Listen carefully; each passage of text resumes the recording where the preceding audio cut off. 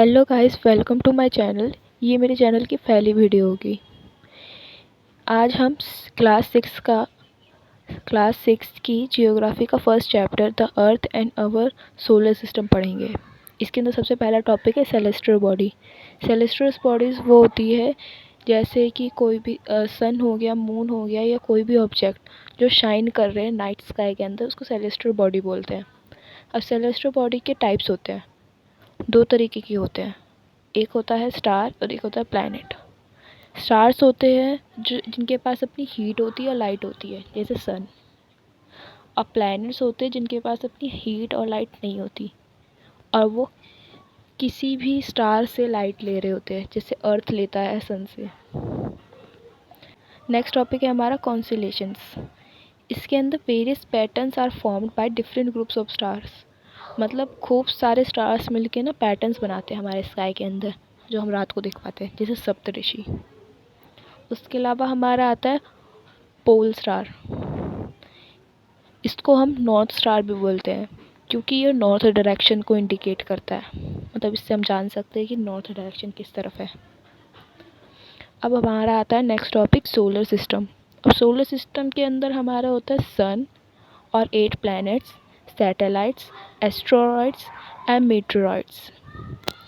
सन तो हमारा central object होता है एक सोलर सिस्टम का, और ये बहुत बड़ा होता है, मतलब ह्यूज होता है, और made up of extreme hot gas, मतलब बहुत ज़्यादा गर्म गैस से बना हुआ होता है। अब it is the ultimate source of heat and light for the solar system. मतलब ये सोलर सिस्टम के लिए हीट और लाइट का काम करता है, यहीं से मिलती है सारी हीट और लाइट। उसके अलावा sun is about 150 million kilometre away from earth. मतलब अर्थ से सन तक के बीच के डिस्टेंस को देखा जाए तो वो 150 मिलियन किलोमीटर है। अब नेक्स्ट टॉपिक है हमारा प्लैनेट्स।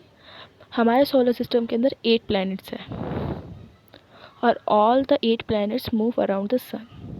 मतलब एक सन के चारों तरफ चक्कर लगाते हैं एक फिक्स पाथ में, और ये जो फिक्स पाथ है इसको ऑर्बिट कहा जाता है।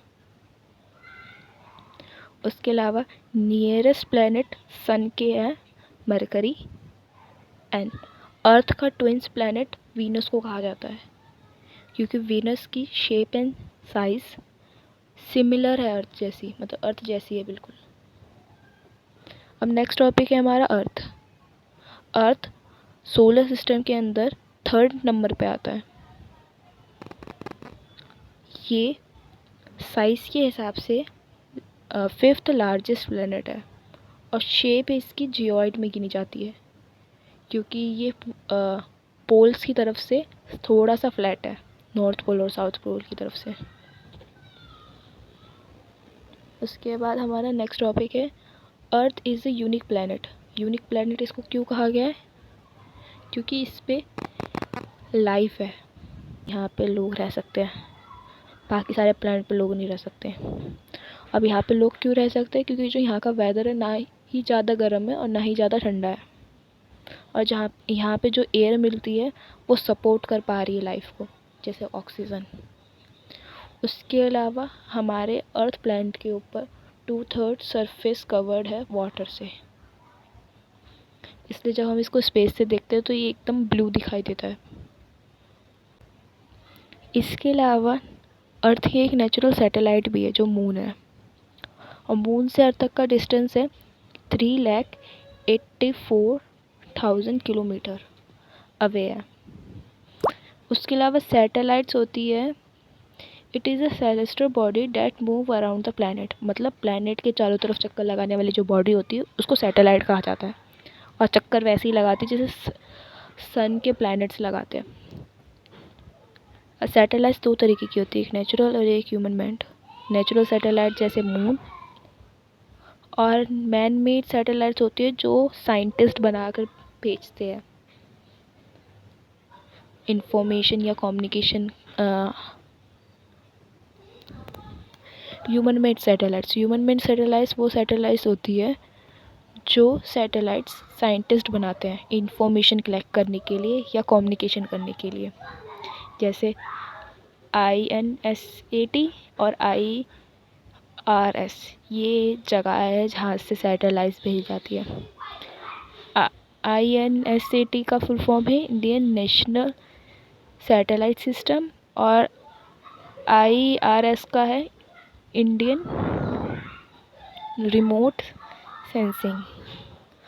First man to step on the surface of moon, मतलब मून पे सबसे पहले जिसने कदम रखा था उसका नाम है नील आर्मस्ट्रॉन्ग और इसने 20 जुलाई 1969 के अंदर गया था ये।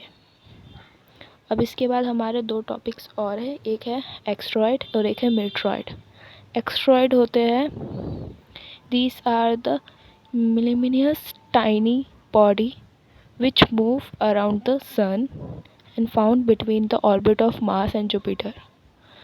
मतलब सन के चारों तरफ घूमते हैं, छोटी सी बॉडी होती है ये, और ये मार्स और जुपिटर के बीच में मिलते हैं। उनका जो ऑर्बिट है ना उन दोनों के बीच में मिलते हैं।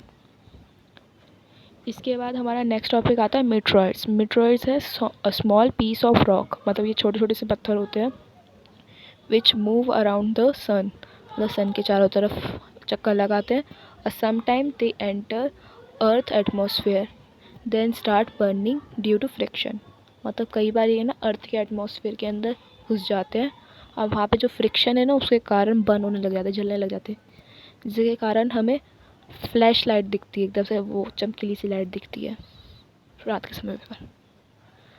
नेक्स्ट टॉपिक है हमारा milky way Galaxy. A white glowing path across the sky on a clean night is a crystals of millions of stars. This bond is Milky Way galaxy, मतलब खूब सारे सफ़ेद स्टार्स का ग्रुप जो glow कर रहा है उसको मिल्की वे गैलेक्सी बोलते हैं। और our solar system is a part of it, मतलब हमारा सोलर सिस्टम इसका पार्ट है। Huge system of stars, clouds of dust and gases, इसके अंदर सिस्टम्स ऑफ स्टार्स है, क्लाउड्स ऑफ डस्ट है एंड गैसेस है। और यूनिवर्स होती है जिसके अंदर बहुत सारे गैलेक्सीज होती है, बहुत सारी गैलेक्सीज, जैसे एक मिल्की वे गैलेक्सी हमारी है ना, ऐसी बहुत सारी अलग अलग गैलेक्सीज होती है, मिलियंस ऑफ, तो उससे हमें एक यूनिवर्स बनता है। अब यहाँ तक आपने वीडियो देख ही लीजिए, तो thanks for watching and like my video and subscribe my channel. Okay bye.